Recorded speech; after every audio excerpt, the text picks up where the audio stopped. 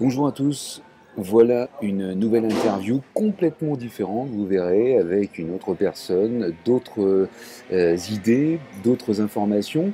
On reste dans le bien-être, vous verrez, mais avec pas mal de notions de marketing justement, ce qui est intéressant aussi.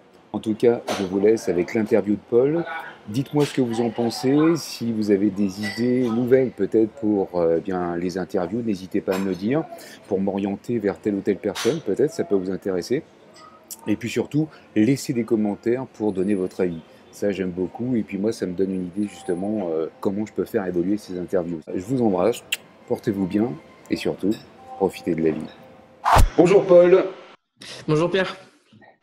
Eh bien, merci d'avoir bien accepté cette interview parce que c'est la deuxième interview. Donc, tu essuies un petit peu les plâtres. Je te remercie d'avoir accepté. Je suis content d'être là sur ta chaîne. Tu as aujourd'hui une chaîne YouTube en particulier sur laquelle en fait tu proposes bien des séances de yoga et finalement une certaine philosophie de vie que j'ai trouvé très touchante. Je dirais que c'est le propre de ton activité aujourd'hui, mais bon, tu n'as pas que ça. Est-ce que tu peux nous en dire un petit peu plus? En fait, j'ai un peu deux choses en parallèle en ce moment. Donc, il y a ce dont tu parles, ma chaîne YouTube, mon site, etc., qui s'appelle Energize My Day, voilà, où je parle de yoga, de méditation, et je fais pas mal de vidéos sur ça.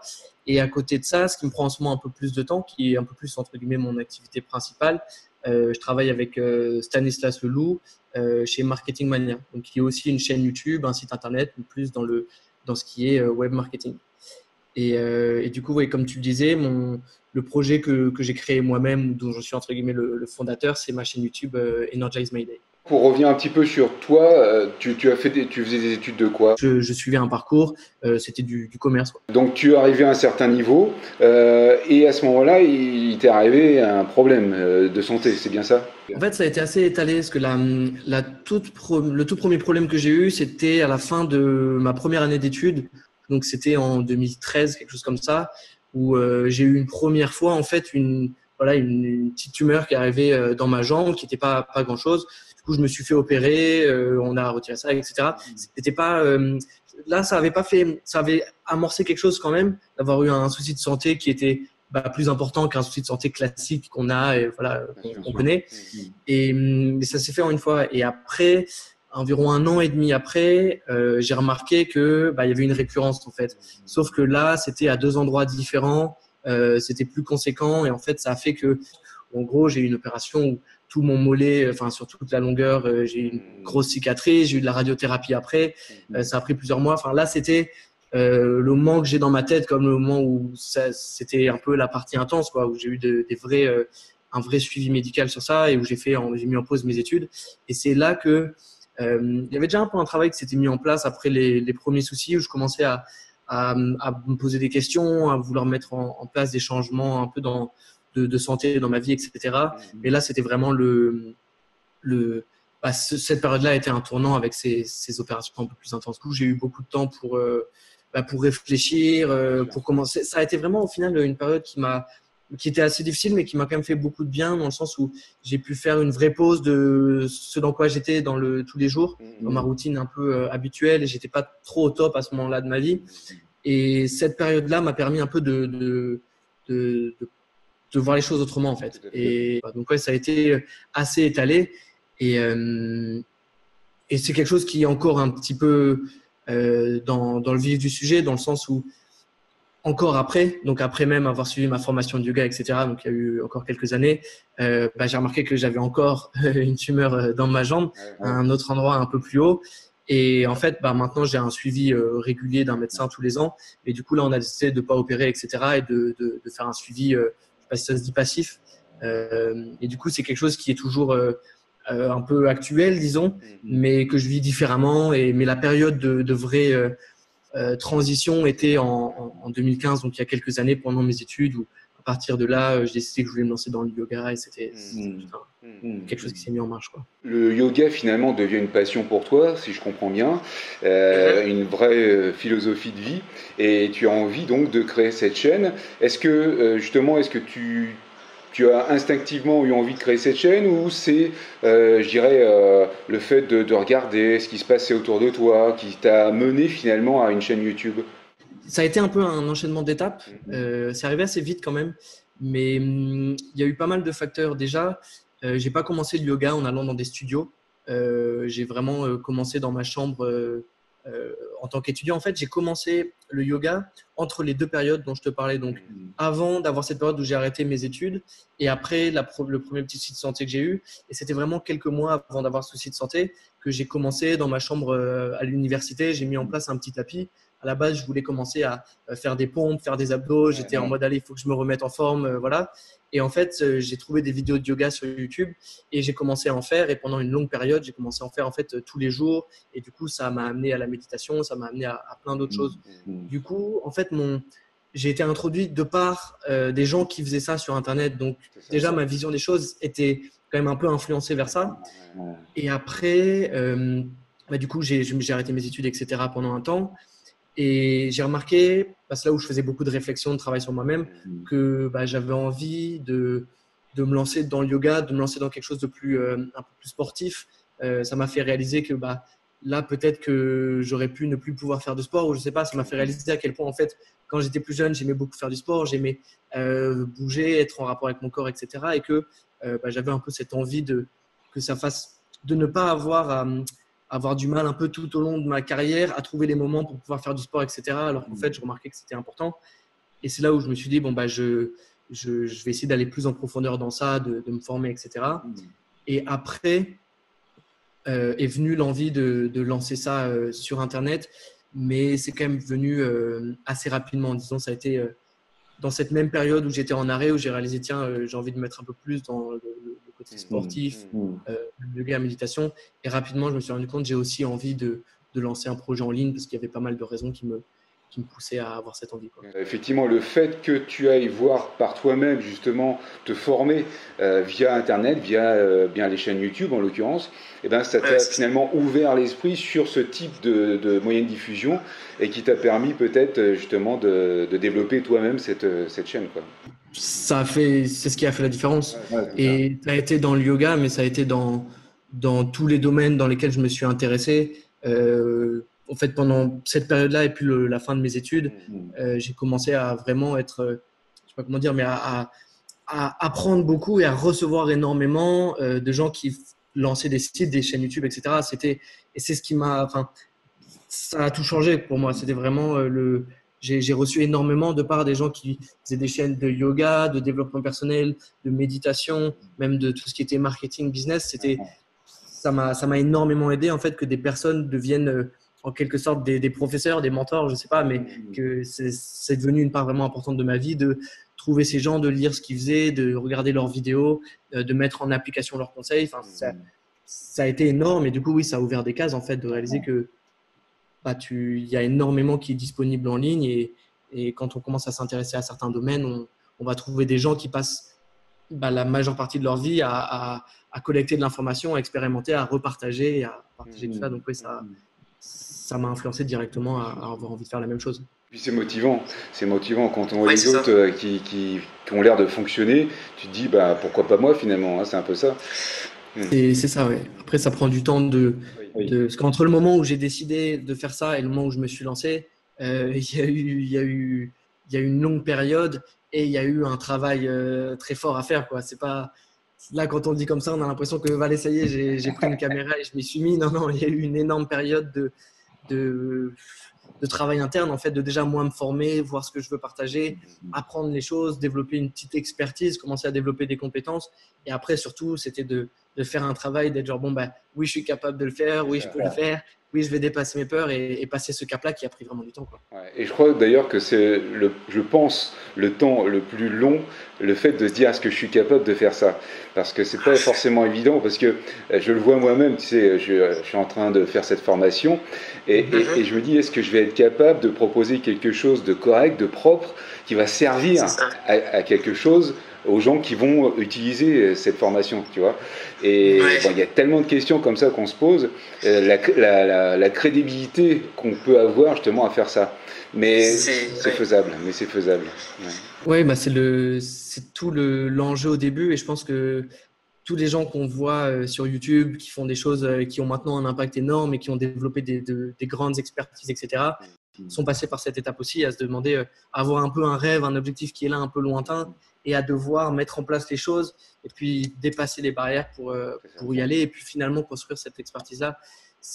On doit tous passer par là. Moi, je me souviens que, et un truc que je fais encore de temps en temps, que j'aime beaucoup, c'est aller prendre des chaînes YouTube de gens que j'aime bien, etc., et aller voir leurs vidéos les plus anciennes, les toutes premières, et de voir un peu où ils en étaient au début. Donc en général, ça va, sauf certains où c'est vraiment assez catastrophique au début.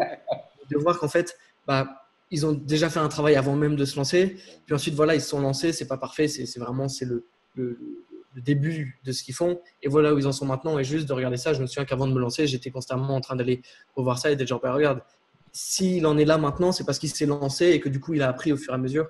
Et ça a aidé vraiment à créer un peu la motivation et le fait de se dire, je vais apprendre au fur et à mesure, je vais développer ses compétences. Donc, il y a un moment où il faut se lancer. Il ne faut pas attendre que tout soit parfait pour mettre en place des choses. Il faut se lancer, c'est-à-dire qu'il faut avoir un minimum de base, évidemment, pas dire n'importe quoi.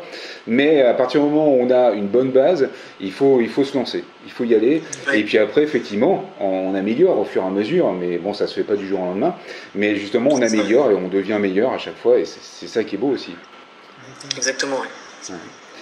Donc aujourd'hui, tu as donc cette chaîne qui est bien en place, là j'ai regardé les dernières vidéos, tu as un petit peu mis en stand-by, mais tu restes présent. Ouais.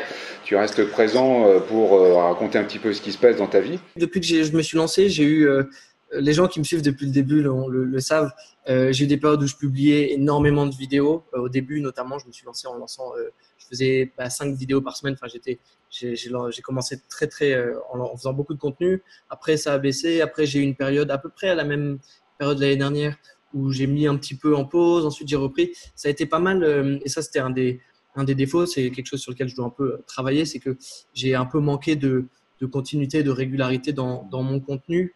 Mais effectivement, là, depuis que j'ai déménagé, etc., là, j'ai eu pas mal de changements.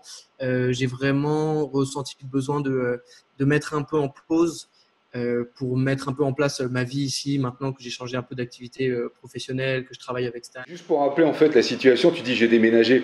Il faut savoir que tu habitais à Bordeaux et qu'aujourd'hui tu es en Thaïlande. C'est bien ça. C'est ça, exactement. J'ai pas donné les détails sur ça. En fait, j'ai fait mes études. Quand je faisais mes études, etc., j'étais au Canada. J'ai fait mes études à Montréal, en fait. Je comptais continuer à me lancer en fait au Canada, et à la base, ma chaîne YouTube, si elle s'appelle Energize My Day et que non, il est en anglais, c'est que je comptais lancer ma chaîne en anglais, en fait. J'allais lancer un truc de yoga en anglais. Du coup, j'avais fait déjà tout le travail. Je voyais ce que je voulais faire. J'avais mon nom en anglais, mon truc, mon machin.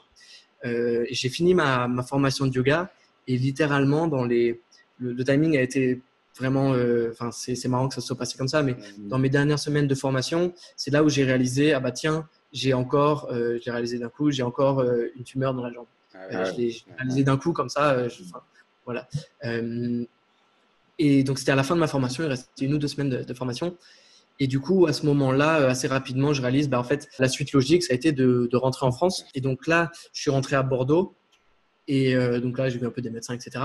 Et c'est de là que j'ai lancé ma chaîne et qu'ensuite, j'ai commencé à donner des cours de yoga sur Bordeaux. D'accord. Là, ça a été l'enchaînement.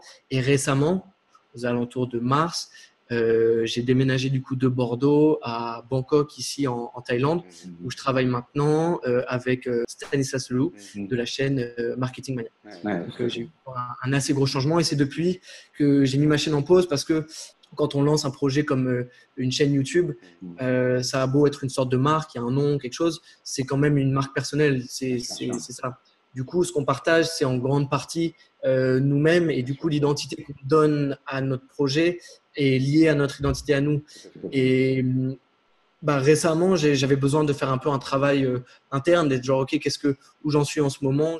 Tout a un peu changé, donc j'ai réévalué un peu les choses que je voulais faire dans le futur proche, comment j'allais m'organiser. Et c'est là où je me suis dit, te mets pas de pression à avoir du contenu à créer et à avoir plein de choses en tête alors que tu es en train de mettre en place plein de nouvelles choses. Pose-toi, trouve ton rythme. fait ce travail que j'avais besoin de faire, de voir un peu où je voulais aller, qu'est-ce que je veux amener sur Energize My Day, comment je m'organise, pour ensuite relancer la chaîne. Et donc, c'est là où j'en suis en ce moment. Et je pense que la chaîne va repartir, je pense, d'ici un mois environ. Donc, aujourd'hui, tu es en Thaïlande et tu travailles donc avec Marketing Mania. Quel est ton rôle? Je fais pas mal de choses. Disons que Stan était un peu au point où, en fait, il était tout seul. Et il a maintenant une entreprise vraiment conséquente. Et il était au point où il pouvait plus continuer à croître sans avoir une aide interne en fait. Je crois que de temps en temps, par exemple pour du montage ou certaines petites missions, il avait des gens en freelance, des choses comme ça. Mais il était au point où il avait vraiment besoin d'avoir quelqu'un pour l'aider sur un peu plein de tâches qui lui, il n'y a plus vraiment de logique dans le fait qu'il continue de faire ses tâches. Par exemple, ce que je fais en principal, ça va être gérer une grosse partie des emails qui arrivent, donc des clients ou des gens qui ont des questions. Par exemple, quand tu as envoyé des questions, c'est comme ça qu'on a discuté. Je fais beaucoup de ça. Je l'aide sur une bonne partie du montage, pour faire de la recherche pour certaines de ces vidéos, pour aller trouver les visuels. Je l'ai aidé à refaire, vu que j'avais développé des petites compétences de développement, pour créer des sites internet en créant le mien. Je l'ai aidé à refaire tout son espace de formation. J'ai refait ça. Je fais pas mal de tâches et en gros, pour l'aider à lui se concentrer sur le cœur de ce qu'il fait, de la valeur qu'il apporte, c'est-à-dire écrire, créer du contenu, créer des vidéos YouTube, créer des formations. C'est ça qui apporte le plus de valeur et c'est vraiment là où il doit mettre son temps et son énergie. Et ça a plus de sens qu'il continue de faire des petites tâches qui en fait lui prennent du temps, lui prennent de l'espace mental. Et du coup, c'est sur ça que je l'aide. Donc, je fais beaucoup de choses et c'est top parce que j'apprends vraiment sur des choses que j'ai besoin de faire moi-même et que j'ai besoin d'apprendre. C'est vraiment top ce que je fais ici. C'est complémentaire finalement avec ce que tu fais. Il fait un peu le même métier que toi finalement. Quand j'ai vu cette opportunité, ce qui est arrivé directement, c'était il est, disons, 3 ou 5 ans, ou peut-être maintenant moins, vu que j'apprends directement de lui, là où je voulais être dans les objectifs que j'avais. Donc, c'était vraiment, j'ai eu cette opportunité qui s'est présentée, c'est là où il faut que j'aille, vu que je veux faire exactement ce qu'il fait, je vais l'aider et je vais apprendre énormément. Et c'est ce qui se passe d'ailleurs et c'est vraiment super. Est-ce que tu as, comment dirais-je, mis en place des formations payantes? Est-ce que je monétise, etc. Je monétise, voilà. En fait, pour le moment, non. À vrai dire, j'étais en train de préparer, j'allais même lancer juste avant de partir, en fait, un premier programme de yoga un peu approfondi, donc avec des classes plus longues, des classes un peu plus avancées. J'allais préparer un programme de yoga du coup payant sur mon site. Je suis en train de développer l'espace membre et quelques semaines. Ce projet, ça faisait un moment que je voulais le lancer, mais il y a eu tout un tas de moments où j'ai repoussé parce que j'étais pas prêt ou alors parce que je me sentais pas prêt. C'était en train de se mettre en place et j'étais vraiment pas loin de me lancer sur ça, du coup de commencer à vraiment monétiser mon projet. Et c'est là que tout s'est chamboulé parce qu'il y a eu cette opportunité qui s'est présentée. Mais c'est quelque chose que je ferai dans le futur de par des programmes de yoga en espace membre, en fait, un espace pour les élèves qui arrivera. J'ai pas encore de délai du coup, mais dans les mois qui arrivent, je vais commencer à faire ça. Donc en fait, la façon dont je le voyais, c'est du coup, je donnais des cours quand j'étais sur Bordeaux. C'était d'en gros mettre des classes à disposition sur mon site, d'être en contact de par email avec les gens et en fait de reproduire au maximum les cours que je donnais à domicile sur mon site parce que les cours que je donnais en fait sur Bordeaux, c'était principalement des cours privés dans des petits groupes de 1, 2, 3, des fois 4 personnes. Et j'aimais bien cet aspect un peu humain. Humain. Et puis, on voit au début où on en est. Je vois est-ce que vous voulez plutôt quelque chose de sportif? Est-ce que quelque chose de relaxant? Est-ce que c'est plutôt méditatif? Et d'essayer d'adapter, de moi trouver comment est-ce que je fais des classes qui fonctionnent pour ça, etc. Et du coup, j'avais mis en place ma méthode, comment je travaillais. Et le but, c'était en fait du coup de pouvoir partager ça avec les gens qui suivent et qui font les petites classes qu'il y a sur YouTube, mais plus en profondeur avec des classes plus longues et plus avancées dans l'espace. Et c'est toujours quelque chose que je compte faire, mais que du coup, qui arrive un peu dans le futur. Ton expérience peut peut-être apporter à celles et ceux qui justement aujourd'hui regardent cette vidéo et qui se disent bah tiens, moi aussi j'ai peut-être envie de bouger, de changer, de faire quelque chose, et ça peut donner justement plein d'idées à ces gens-là pour s'orienter vers une voie ou une autre, ou en tout cas de profiter en tout cas de l'internet, parce que ce que j'aimerais faire moi de mon côté, c'est vraiment orienter les gens vers l'internet, parce que je pense que il y a tellement de choses à faire où qu'on soit dans le monde. Tu vois, toi tu es en Thaïlande, tu étais au Québec, tu étais à Bordeaux, et à chaque fois tu as commencé quelque chose via internet finalement, et qui t'a permis aujourd'hui d'être là où tu es. Donc c'est un enchaînement de choses finalement, et je pense que ça peut être un levier incroyable qui permet de faire plein de choses aujourd'hui. Il y a ce qu'on veut faire, disons je veux me lancer, etc. Mais les opportunités que ça peut amener sont en fait diverses et variées. Et je m'en rends compte maintenant en travaillant notamment avec Stan, en voyant du coup les emails, les demandes qu'il y a, c'est que une fois qu'on commence à créer une petite audience, à se spécialiser dans un domaine, à développer une petite expertise, une compétence, on va rencontrer des gens qui sont dans le même domaine, qui soient déjà professionnels ou alors qui soient intéressés, etc. Du coup, ça amène des opportunités. Et pour le côté pouvoir faire ça partout dans le monde, effectivement, c'est une des choses les plus incroyables avec ça. Et c'est moi personnellement un des gros. Il y avait beaucoup de facteurs qui m'ont vraiment donné envie de me lancer sur Internet. Et un des plus gros était le fait de pouvoir décider ensuite où j'allais vivre. Comme je te l'ai dit, du coup, j'ai vécu dans plusieurs endroits dans le monde depuis assez jeune. Et une des grandes questions que j'avais pendant mon cursus universitaire et surtout pendant cette période d'arrêt un peu, c'était de me dire, là, je peux continuer à vivre au Canada. Peut-être que je peux rentrer en France ou je peux peut-être retourner en Asie. Et j'avais un peu cette question qui me tourmentait un peu, des genre, mais où est-ce que je vais? Où est-ce que je veux aller? Comment je fais? Et c'est pile à ce moment-là que j'étais en train de regarder tout ce qui se faisait sur Internet. Et ça a été un des leviers où je me suis dit, c'était vraiment mon rêve d'être genre, si je travaille sur Internet et que j'ai une petite entreprise qui tourne, un truc sympa, je peux le faire de Bordeaux, je peux le faire de Montréal, je peux peut-être retourner vivre à Hong Kong si j'ai envie. Et au final, maintenant, je suis ici à Bangkok, et c'est quelque chose qui n'existait pas auparavant, quoi, et qui est disponible maintenant pour des gens qui vont être par exemple en freelance ou qui écrivent des livres ou quoi, mais c'est quand même très récent de pouvoir avoir une activité complète et réelle et qui soit complètement faite depuis un ordinateur n'importe où dans le monde. Et c'est vrai que pour moi, c'était un des critères, quelque chose qui m'a vraiment poussé à me lancer dans ça, parmi d'autres choses. Tellement de trucs à faire dans la vie qu'on peut faire une spécialisation sur Internet en montrant des choses, en montrant ses compétences aussi, et en les partageant justement, et en les monétisant aussi, parce que c'est aussi le nerf de la guerre, il faut bien manger. Et ça peut être, je pense, tu le confirmes, une activité à la fois plaisante parce qu'on aime faire ce qu'on fait, et en plus rémunératrice. Donc c'est tout bénef, quoi. La plupart de ce que j'ai appris en yoga au début, c'était tout grâce à Internet, quoi. Et c'était grâce à des gens qui passent la majeure partie de leur temps à travailler pour créer du contenu qui partagent les 3/4 gratuitement, et ensuite une partie qui vont mettre dans des programmes ou des choses où là, il faut payer. Mais du coup, quand ils nous ont apporté tellement, potentiellement, acheter une formation qui va encore un peu plus loin, etc., c'est normal, quoi. Ouais, c'est normal. Et après, en termes de ce qui est possible, effectivement, tous les domaines qui vont être possibles pour des freelances peuvent se faire entièrement par Internet, que ce soit du développement de sites Internet, que ce soit du montage vidéo, toute prestation de service, en fait, toute l'activité peut être faite entièrement depuis Internet. Donc, le fait de savoir se développer un site Internet, de lancer une petite chaîne YouTube pour faire connaître ses services, c'est quelque chose qui peut vraiment faire la différence. Tout à fait. Ouais. Complètement. Est-ce que toi, tu aurais justement une ressource ou quelque chose un livre, un bouquin ou un site à nous mettre en avant? Disons, pour lancer son projet un peu plus business, du coup, je recommanderais les livres de Seth Godin, donc Sethgodin.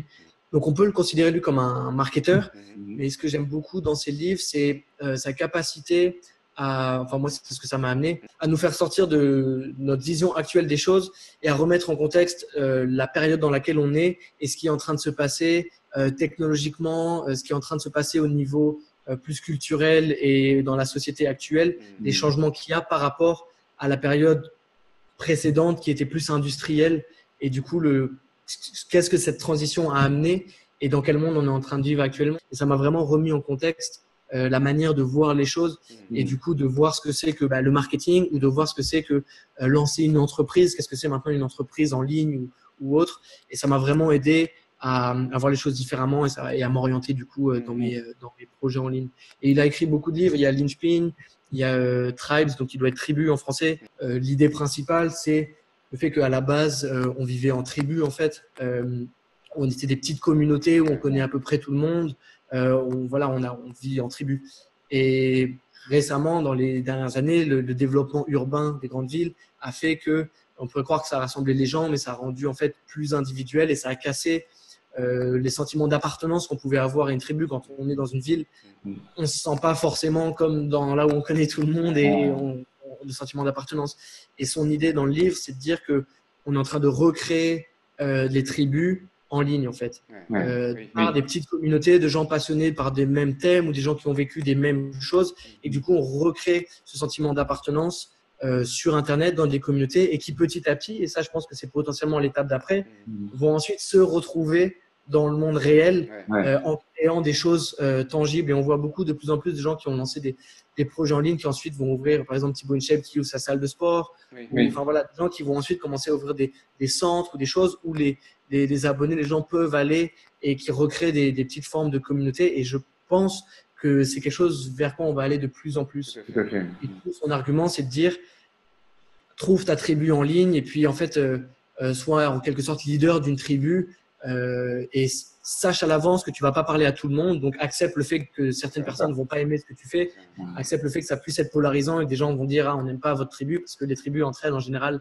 il y a toujours un peu de mais de dire trouve ta tribu et si tu travailles bien et que tu mets tout ça en place, la tribu sera contente de t'aider à pouvoir faire ça comme métier en fait, parce que tu les aides, parce que tu crées de la valeur pour eux, parce que tu partages des idées qui les aident, et ça crée une tribu qui fonctionne ensemble. Et ça va dans tout, ça va dans des domaines larges ou même très petits qui peuvent être des petites passions vraiment, qu'il y a que quelques centaines de personnes qui aiment faire ça en France. Ce serait impossible de trouver des gens dans ta ville, mais de par ça, tu peux les trouver sur Internet et créer ta petite tribu et ton petit forum et ton truc, et potentiellement les rencontrer, etc. Donc les livres de Seth Godin m'ont beaucoup aidé. Et après, je suis beaucoup intéressé dans tout ce qui est business, etc. Donc c'est peut-être aussi pour ça, mais j'ai envie de dire qu'ils apportent autre chose que simplement des connaissances business, marketing. Ils apportent vraiment une vision de la société actuelle, de la culture. Tu es quand même prof de yoga. La petite recommandation santé, un petit truc qu'on peut faire chacun tous les jours. La chose que je dirais le plus, ce serait et c'est ce que je dis beaucoup sur ma chaîne, de prendre un moment un peu chaque jour pour entretenir son corps et son esprit. Et l'analogie un peu, ce serait de dire on se lave les dents tous les jours parce qu'on veut avoir une bonne hygiène dentaire. Si on veut avoir une bonne hygiène du corps et de l'esprit, il faut mettre en place quelque chose pour entretenir ça un peu tous les jours. Après, pour un truc un peu plus, donc ça c'est vraiment ce que j'essaie de partager sur ma chaîne et de donner les outils en fait pour faire ça, ce qui est pas quelque chose qu'on apprend vraiment à l'école, c'est pas quelque chose qui est inné. Après, un conseil qui moi m'a vraiment aidé énormément dans la période où les choses étaient un peu difficiles. Ça a été d'allier la pratique de cultiver la gratitude, mais d'allier ça à un peu une forme de mouvement et à de la marche en fait. En fait, ça peut être fait de différentes façons. Et on en entend beaucoup parler, le fait de cultiver la gratitude, d'avoir un carnet, d'écrire chaque jour 5 choses pour lesquelles on est reconnaissant, de prendre le temps comme ça. Ça aide beaucoup. Mais pour moi, ça a été de faire des marches, de sortir prendre l'air et de cultiver consciemment le fait de la gratitude. Donc de se dire, de prendre le marché et de se dire, de lister des choses qu'on peut être reconnaissant proches de nous. Donc notre famille, nos amis, le fait d'avoir un toit, la nourriture, être reconnaissant de tout ce que j'apprends sur Internet, être reconnaissant d'être dans une ville où il y a l'eau courante, il y a l'électricité. J'aurais pu me dire, tiens, ma santé en ce moment, elle va pas bien, mais je peux aussi me dire, si, en fait, elle va bien, regarde, je marche, je suis là. Voilà, et de lister ça pendant un moment. Et petit à petit, ça m'a vraiment permis d'ouvrir en quelque sorte cette émotion.